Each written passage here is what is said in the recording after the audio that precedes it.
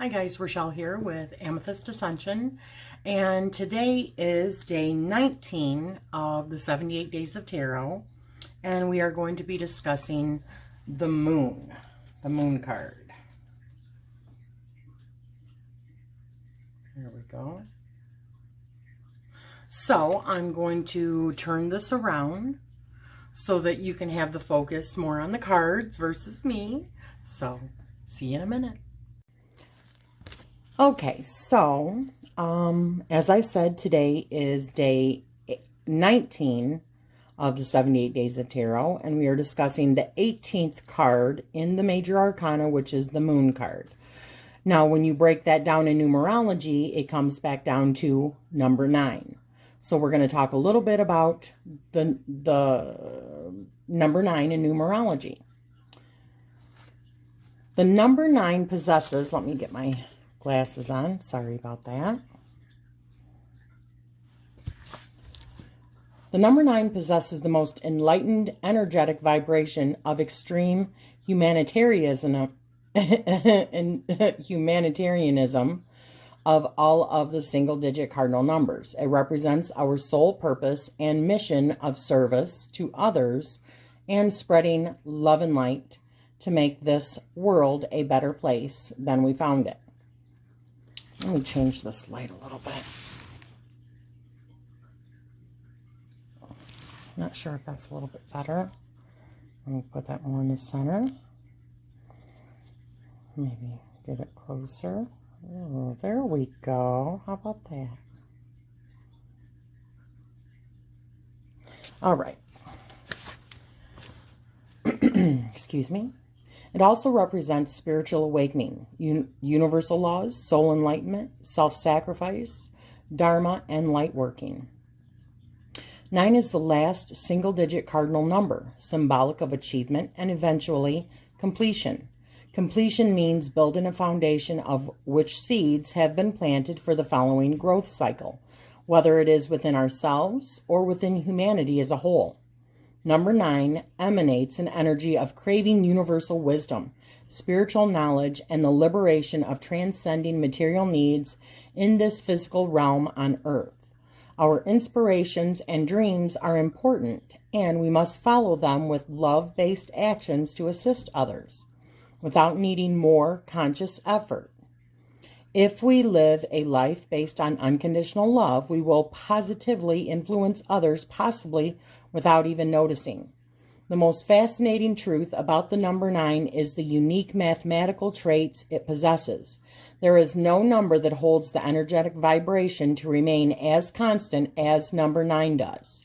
If you multiply any number by 9, it reduces back to 9. Add any number to 9, and the final number will always reduce back to the original number. No matter how you try it, this universal truth shapes the science of numerology as we know it. Zodiac relationships to the number 9. The 9th sign of the astrological zodiac is Sagittarius, represented by the centaur Archer. Sagittarius learns through travel, cultural exposure, experience, and intuition. This learning is more of a soul purpose than a goal formed by the ego. Sagittarius' independent nature makes it impossible to be held in one spot, and though this may seem reckless at times, it simply represents being bored with anything not holding a passion and indicate a mission of higher calling. The essence of the centaur encompasses an energy representative of half animal and half human. This metaphor reflects the capability to balance a connection between the physical, which is animal instincts plus subconscious ego, and the mental, which is human capacity to look within the superconscious and spirit. It expresses an internal desire and need to increase positive vibrational frequency, raising consciousness and awareness to learn independently, while taking leaps of faith to do so. The essence of the archer is about pulling the arrow back and shooting it into the unseen and unknown. This metaphor represents an ultimate goal of spiritual truth-seeking, even if it includes shadow work, ancient wisdom, conspiracies, deep philosophical contemplation, occultism, and sort of esoteric knowledge is what this fire sign embodies. Enthusiastic, optimistic, and lively beyond words. Sagittarius also has a tendency to be larger than life and brutally honest. This energy is necessary for the number 9 energy of the humanitarian who hopes to change the world.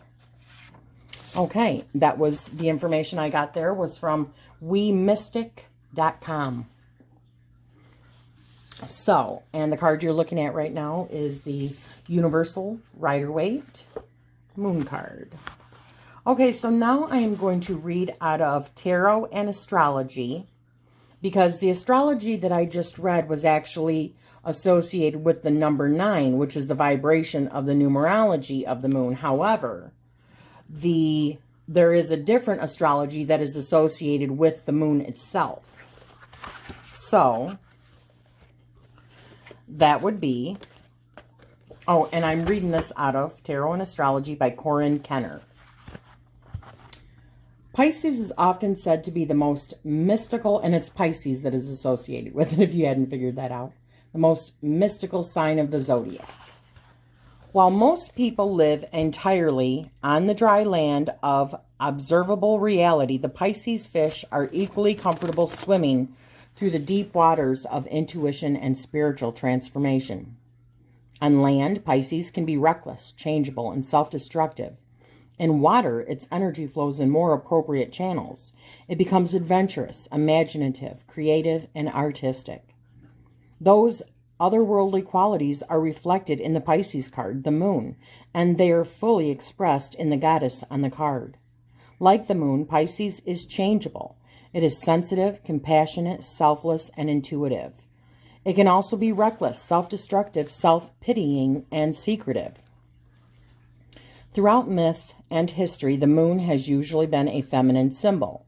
Since it reflects the light of the sun, it's often perceived as a mate or companion to the sun.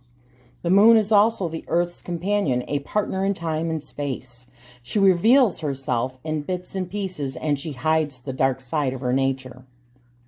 In tarot, the moon card is associated with the Greek goddess Artemis, the goddess of the hunt. The Romans knew her as Diana. Her hounds accompanied her as she chased playfully through the skies with her twin brother Apollo, the god of the sun. In her role as hunter, Artemis could take life cleanly and without reservation. She wasn't a goddess of death, however. In fact, she was the goddess of childbirth, and she was dedicated to shepherding new life into the world. Immediately after she was born, she helped deliver her own twin brother. In ancient Greece, women in labor would cry out to Artemis for relief. They believed that she could either kill their pain or kill them to end their suffering. The moon also represents the changing nature of existence and the cycles of our lives. It moves through all of the signs every month, and it's actually full in each sign once a year. Because the lunar and solar calendars aren't perfectly synchronized, the moon makes a complete orbit around the Earth every 28 days and catches up with the sun every 30 days. The moon symbolizes fertility and creativity because its 28-day cycles are typical of most women's monthly cycles. It is also linked to pregnancy and childbirth because its phases so clearly match the pregnant female form: slim, then round and full, then slim again. The goddess on the Wizard's Tarot Moon card embodies all three forms of the triple goddess: maiden, mother, and crone. Her figure is slim, like a young woman's. However, her stomach is curvy and her breasts are full. She has either given birth recently or she is in the early stages of pregnancy. At the same time, her hair is silver, which suggests the wisdom and experience of the crone. Pisces is a water sign. In astrology, just as in tarot, the element of water symbolizes emotional energy.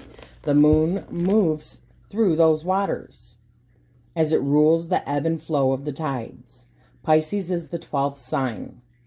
It rules the 12th house of the zodiac, where astrologers look for information about our deepest, darkest secrets and desires, all submerged in the waters of memories, dreams, and reflections. Pisces, in turn, is ruled by Neptune, the planet of mystery and illusion. In tarot, Neptune corresponds to the Hanged Man, the visionary whose body exists in suspended animation, freeing his spirit to travel through an alternate reality. The sun is in Pisces between February 19th and March 20th. The sign marks the third and final month of winter. This makes it a mutable sign. It's changeable and varied to ease the transition from one season to the next. The Pisces glyph looks like two fish tails. In Greek mythology, the two fish were Aphrodite and her son Eros.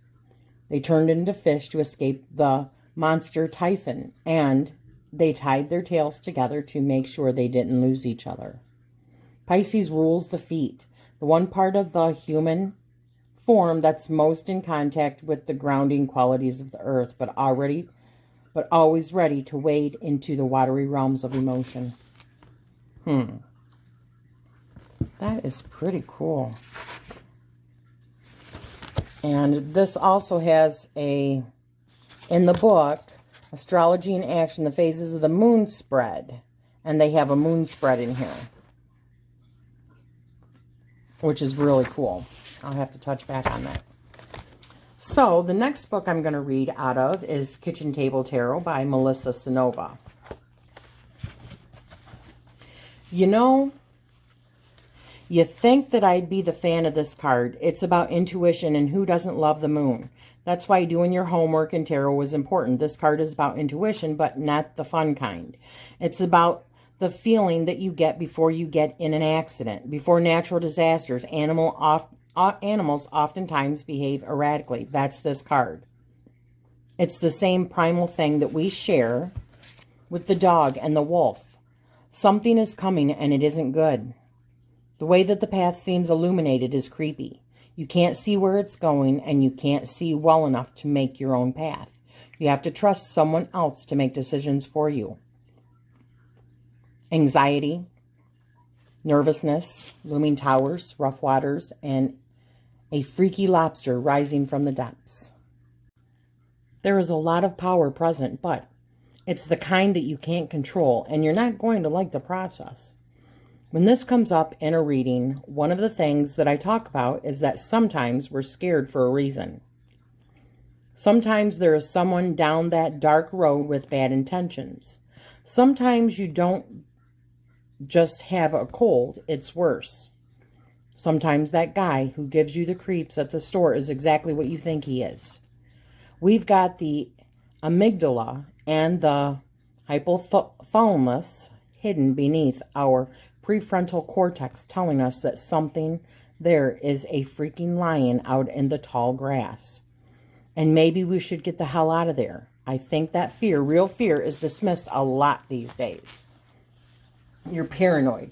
You're being overprotective or projecting, or whatever generic phrase has become popular lately. I get this a lot with my kids. I'm very, very protective, and whenever someone questions me, I remind them that it takes 8 seconds to kidnap a child. 8 seconds. You're damn right that scares me, and I'm going to protect my family. That's the moon card. Reminding you to walk with authority to your car, to lock the door to the house, and remember that every tool is a weapon if you hold it right. How will you wield your fear? Is the blade facing towards you or away from you? Why are we afraid? Because we don't know. We don't know. There is such anxiety tied with uncertainty. It's been poor. I've been poor. I've been unemployed. I've been sick, dying, and mostly dead. I've been devastated and heartbroken a dozen times, but there was more certainty in my life than uncertainty, so I was okay.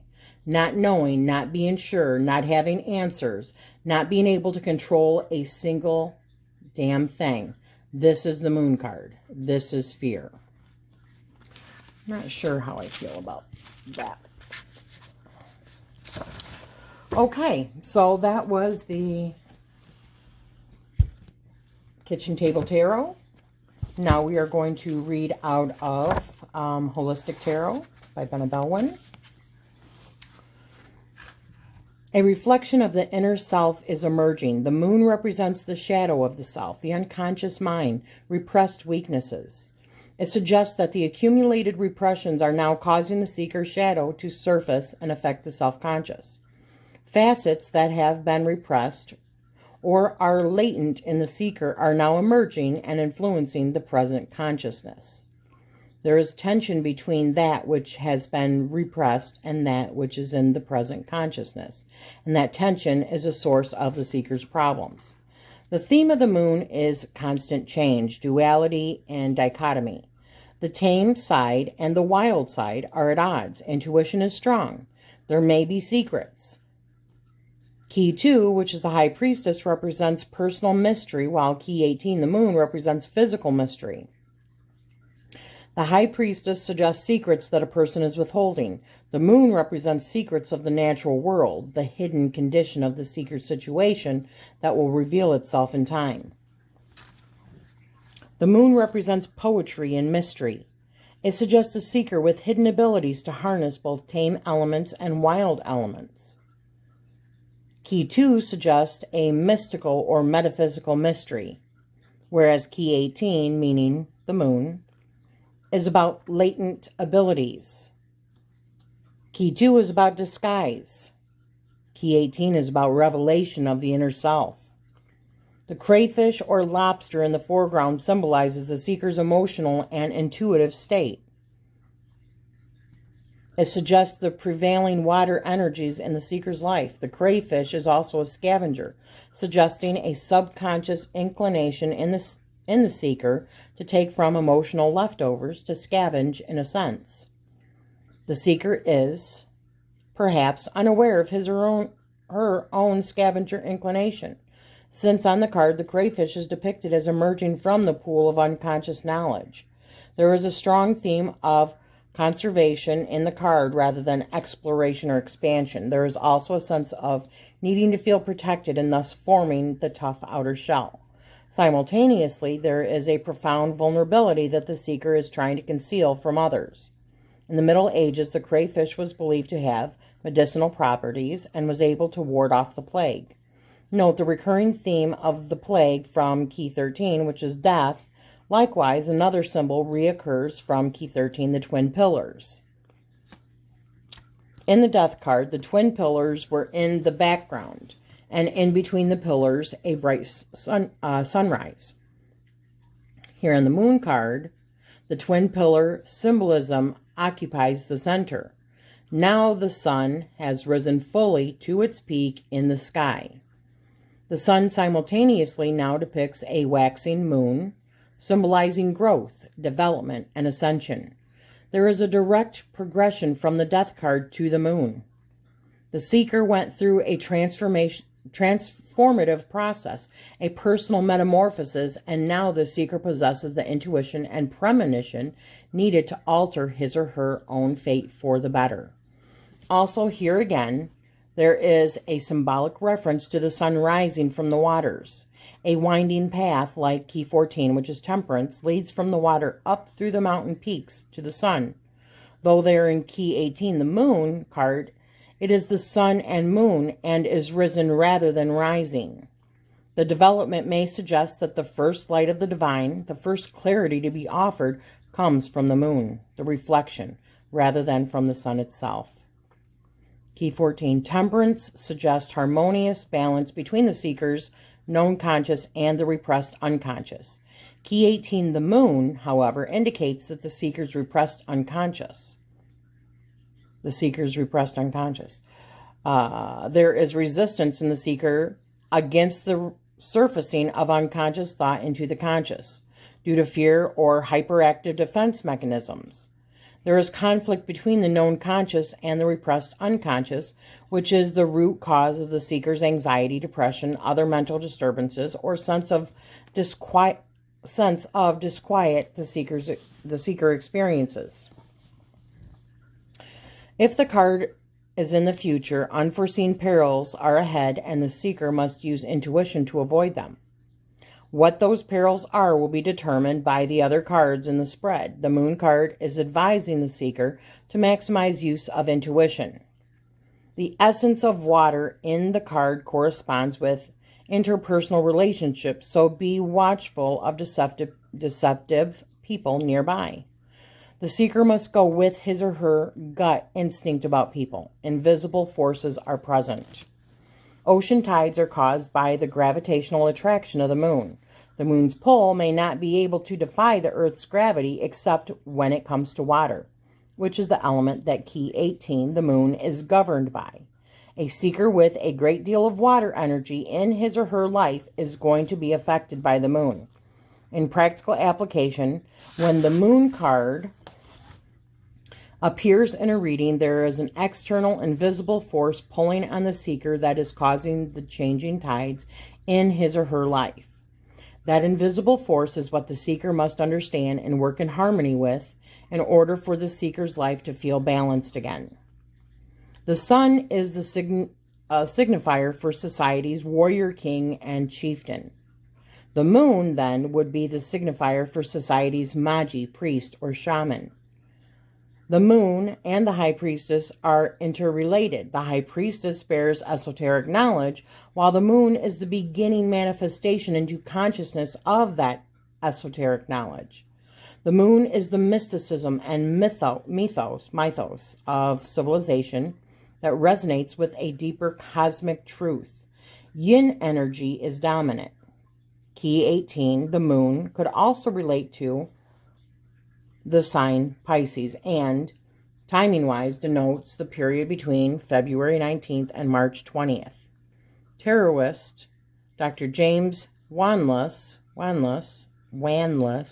interprets the moon, my apologies, as the soulmate card. Likewise, it can indicate the seeker's soul purpose. Interesting. So, you know what? I am going to read out of one of my favorite books.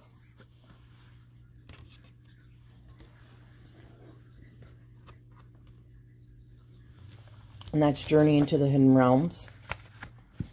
Let me find the moon.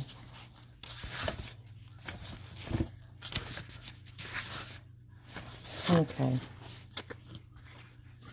So many come to her to know what isn't known, to see what cannot be seen. The answers are sometimes riddles and sometimes not, twisted knots. She can undo them, see the truth in the center, and lead the way to the holy places. She likes to put her ear close to the earth and hear it breathe. It only works, though, when it is as silent as death all around. Her horns keep getting in the way, keeping her from the whispers that she longs for as desperately as a lover. In the earth, all the dead animals, fairy, human, trees, rest like babies in a womb, sometimes willing to share their secrets. She can hear their stories and see the path only in the dark, but it is not easy. The energy, the visions, the voices of so many dead flow so wildly sometimes.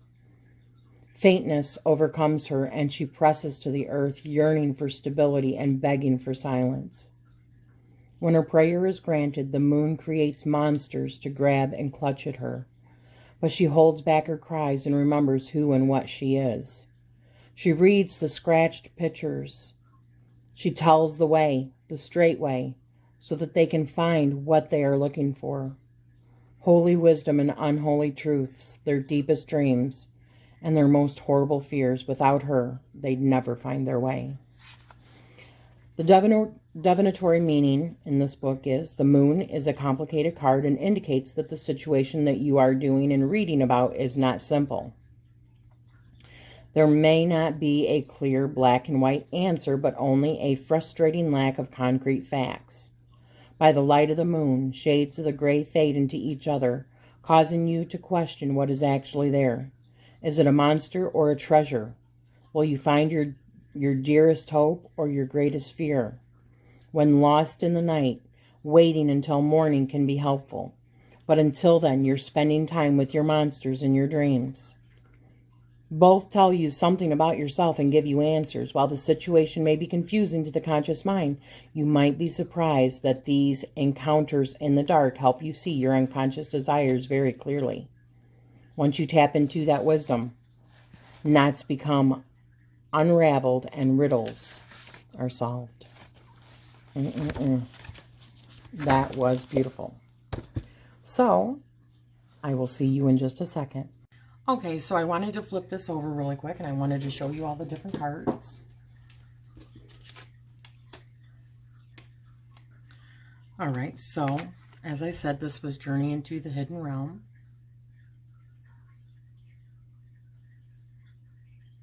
Beautiful.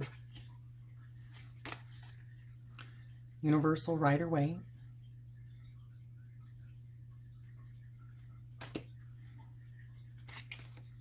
This is the Impressionist Tarot.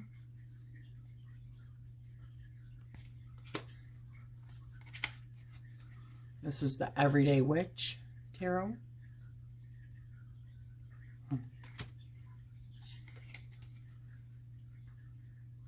This is the Mermaid Tarot. Oh, that's beautiful. Ah, that's beautiful. This is Shadowscapes.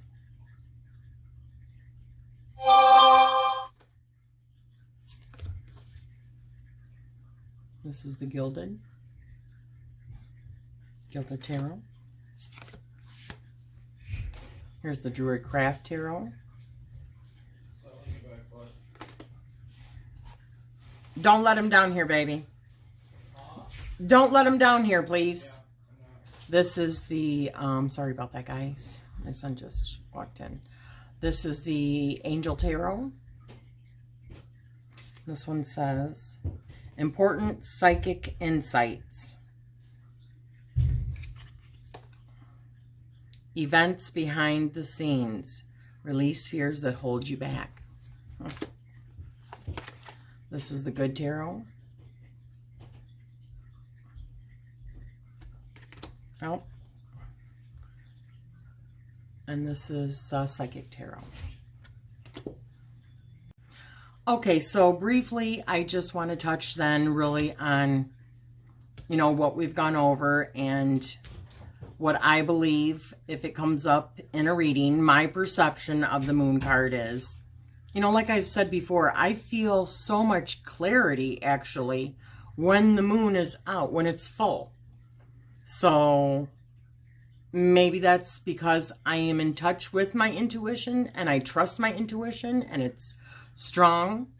I would say if this comes up, it's telling you, really trust your intuition. You know, don't second guess it. That feeling that you know right in your gut, trust it. If it comes out, like it said, in a future position, in a reading, really it's saying that you're going to be coming up, something in your life is coming to fruition. Not necessarily good.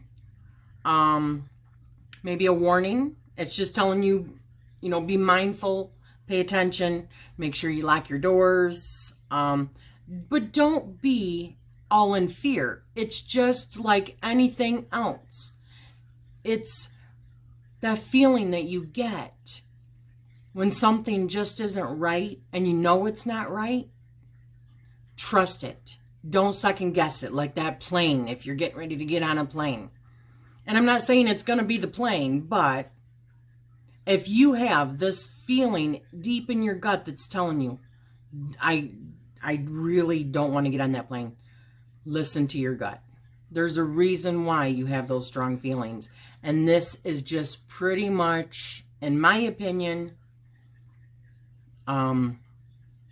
giving you, what is the word for that? It's giving you that,